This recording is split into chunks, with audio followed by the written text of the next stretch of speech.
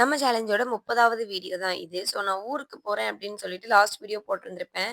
2 நாள் காணாம போனதுக்கு ரீசன் வந்து ஃபேமிலில ஒரு ஃபங்ஷன். அதனால தான் ஊருக்கு வந்தேன். ஸோ அதில கொஞ்சம் பிஸி ஆயிட்டேன். இந்த டிராவல் பண்றதுலயே ரொம்ப எக்ஸைட்மென்ட்டான ஒரு விஷயம் என்ன தெரியுமா? நம்ம ஊருக்கு வந்துட்டோம் அப்படின்னு நமக்கு ரியலைஸ் ஆகும் தெரியுமா? நம்ம ஆல்ரெடி பழகுன இடம், இல்ல நமக்கு பக்கத்து ஊரு, இதெல்லாம் பார்க்கும்போது ஒரு மாதிரி ஜாலியா இருக்கும். ஸோ வந்துட்டோம். இன்னொரு 10 நிமிஷம், இன்னொரு 1/2 அன் ஹவர் இந்த மாதிரி ஒரு எக்ஸைட்மென்ட்லயே நம்ம வீட்டுக்கு வர மாதிரி இருக்கும்.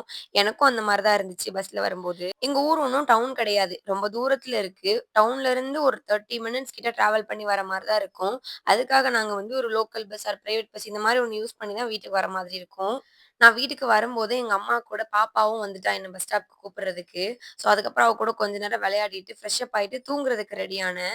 என் பெட்டெல்லாம் கிளீன் பண்ணிட்டு, எல்லா வேலையும் முடிச்சுட்டு, தென் அதுக்கப்புறம் பார்த்தா எனக்கு முன்னாடி இவ உறங்கிட்டா. நான் ஊர்ல இருந்து வந்தனா, இவ ஊர்ல இருந்து வந்தானான்னே தெரியல. அவ்ளோ டயர்டா சுத்திட்டு இருந்தா. ஹாஸ்டல்ல இருக்கும்போது மழை பெஞ்சுட்டே இருந்ததுனால, காய போட இடம் இல்லாம இருந்ததுனால என்னவோ நான் என் பெட்ஷீட் எல்லாம் வீட்டுக்கு எடுத்துட்டு வந்துட்டேன். இங்க வந்து நம்ம மிஷின்ல போட்டுக்கலாம்.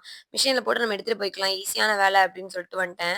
தென் அதுக்கப்புறம் பாப்பாக்கு வந்து ஃபோட்டோ ஷூட் பண்றதுக்காக எல்லாம் எடுத்து வச்சுட்டு இருந்தாங்க. நானும் அப்படியே கொஞ்ச நேரம் சுத்திட்டு இருந்தேன். இதோட இந்த வீடியோ முடிச்சு